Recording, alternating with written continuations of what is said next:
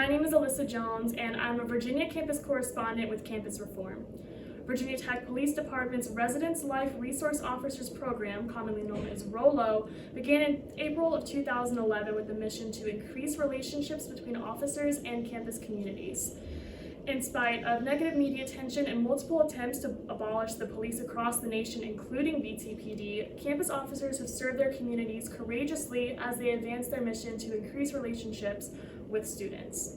Today, I'm joined by Sergeant Micah Pascarell to discuss the importance of police on college campuses and the vital mission of the Virginia Tech Police Department's Robo program. Officer Micah, it's great to have you today. Well, I appreciate it. Thanks for this opportunity to speak. Absolutely. So to start out, what is the goal of the Robo program? The goal of the Robo program, if I can be overly simplistic, is relationships. We're building relationships within our community, and we're simply trying to expand our outreach to try and meet all of our community, all the different organizations within that, whether they're informal or formal, to interact with primarily the students, but also your faculty, your staff, and even visitors that are visiting this institution, kind of under the whole umbrella of like what our mission is as the Virginia Tech Police Department, which is to effectively do our job with law enforcement through proactive crime prevention in partnership with the university community. And so we kind of fit under that umbrella. How do your responsibilities as a Robo officer differ from those of regular campus police? So for residence life resource officers, my expectation is that their fundamental focus is going to be on those relationships, on building those community contacts, getting us in the door, so to speak, with different organizations and with even individual students to both perceive the needs of our community. What do they need from the police department in terms of education, programming, interaction, soliciting feedback, and then not only responding to those needs ourselves, but also communicating that back to patrol, investigations, to our chain of command to ensure that the police department is aware of what the needs are for our students on campus especially, but for the university as a whole, and how we can best address those topics. Specifically, again, we're talking about mostly community outreach, programming, information. We obviously have other folks in the department working on things like crime trends, crime statistics. So we're not the only people doing that, but that's one of our primary responsibilities. Figure out what we need, and then accomplish everything we can accomplish, and then also bring in our other officers in the department to help out as well. So in building relationships, much of your job does rely on a positive social contract between officers and students. Have trending anti-police sentiments affected your job in any way or made it more difficult to connect with students, or is the Robo program able to effectively change students' minds about police officers, or really help them to understand that police officers do want to help them and do want to be a resource to them? So to tackle that question, I think fundamentally what the last couple of years have done for us is they've allowed us to kind of go deeper. A lot of our programs are going to be about immediate needs, self-defense, information about what we provide through like our student police academy, our faculty police academy, which I always recommend to people. It's really some really cool programs. Meeting them, talking about like laws, what are current crime trends, things like that. We've always been doing that. The last couple of years, we had students starting to talk about things like police reform. Philosophically, what is the point of a police department? What essential needs do you fulfill? What should the role of police in modern American society be? Things like that. And so what it's allowed us to do, it's been really joyful, is we get to have really deep, meaningful conversations with students. And what's really cool is that some students who maybe in the past, they didn't like us, or they didn't trust us, or they just weren't sure how to interact with us, maybe they just didn't sign up for our programs, or maybe when we walked down the hallway, maybe they just shut their door. What's kind of cool is now some of these students are coming to us, and sometimes it's not always a positive interaction at first, but they want to engage with us, they want to talk to us. Now we have more voices in the room, and frankly, we're actually seeing more community engagement. And so it gives us more opportunities to build those relationships, to open those doors, or maybe just to keep those doors open that have been open a little bit of a crack. Because if people speak to us, even if it's negative, they're speaking to us. And that's really, really valuable. A monologue is not as interesting as a dialogue. You know what I mean?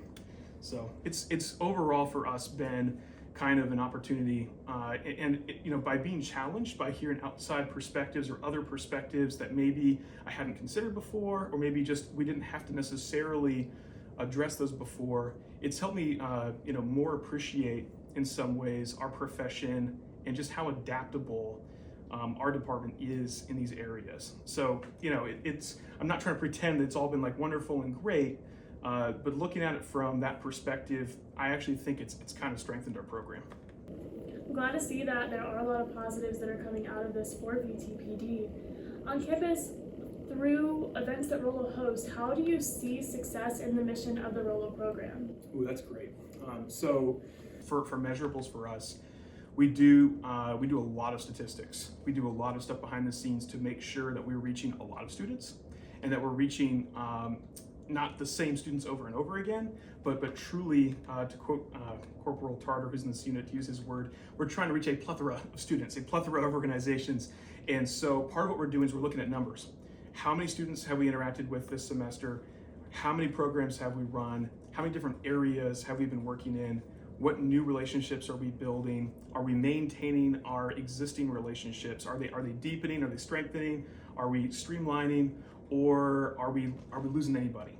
Are things dropping off? So we're paying attention to that. For us, success would be if we're having quality engagements. That means more than just maybe someone comes to a food event, takes food and walks out of the room, but we're having people stay and speak with us. To me, that's a quality engagement, right? If we have new organizations that reach out to us and we're able to partner with them and we're able to provide the service that they need, and they're asking for us to come back again, or they're talking about when we can work together again in the future, that's successful. So a lot of it is based upon what is the community telling us. And then lastly, our communications working within the department as well. Are we effectively communicating to investigations, to other officers, what the perceived needs are in the community, what people want to see from their department? Are we responding to that? So that's kind of how we measure it a little bit. And then are we seeing success? Yeah, we see a lot of success. It's really, really cool.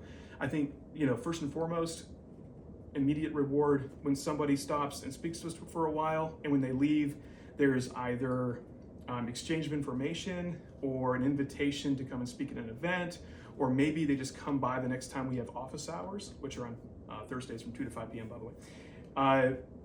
That kind of a thing, that tells us we've made a positive connection, and people want to do something with this. For the majority of people that we interact with, they're probably not going to necessarily start this really intensive relationship with us, obviously. But still, the measurables are in that situation. Are people coming and staying and spending time with us? Are we actually able to, both hear from them and also share some information with them? Those are the successes, and we see that a lot. As an officer who has the opportunity to interact with students, how has this role fulfilled you personally?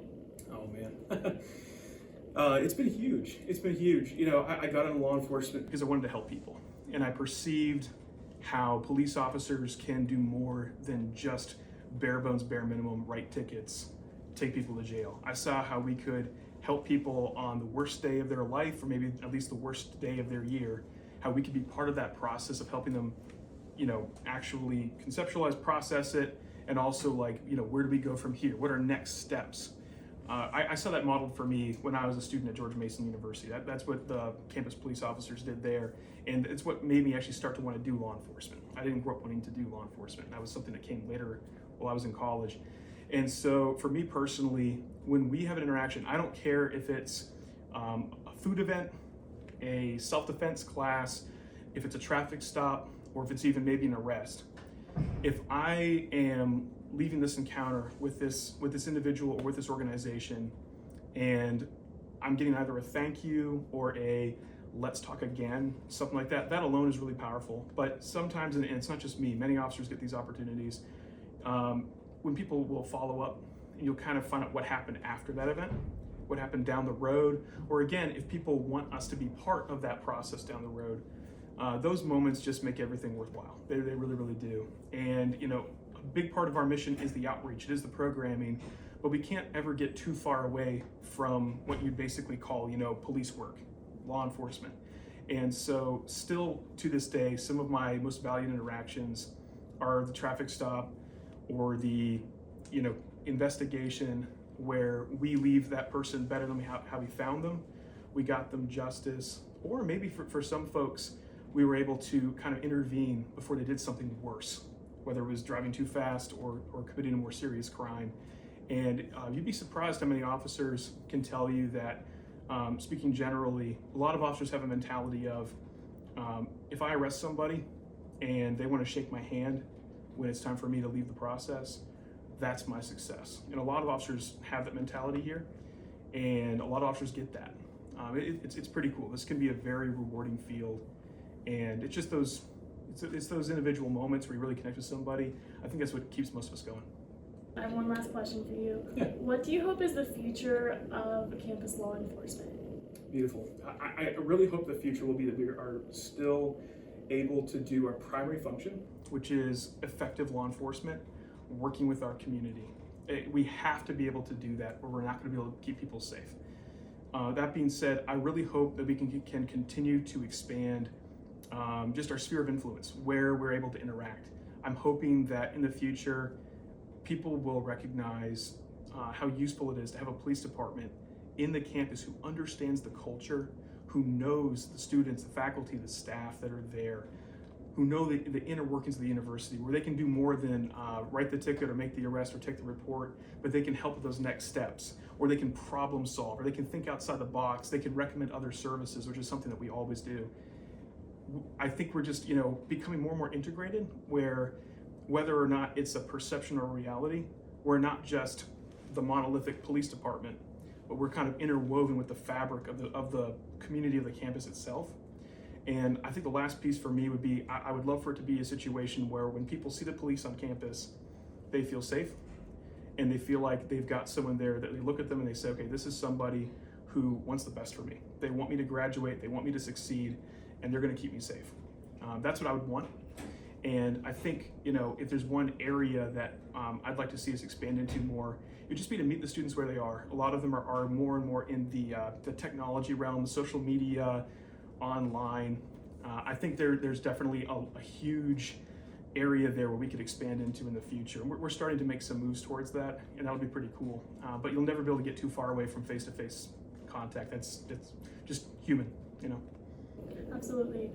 Well, Micah, thank you so much for your time today. I really appreciate you doing this interview with Campus Reform so that people all around the nation can learn more about what campus policing should be and why they should attempt to make good relationships with police. Well, I appreciate your time. Thank you.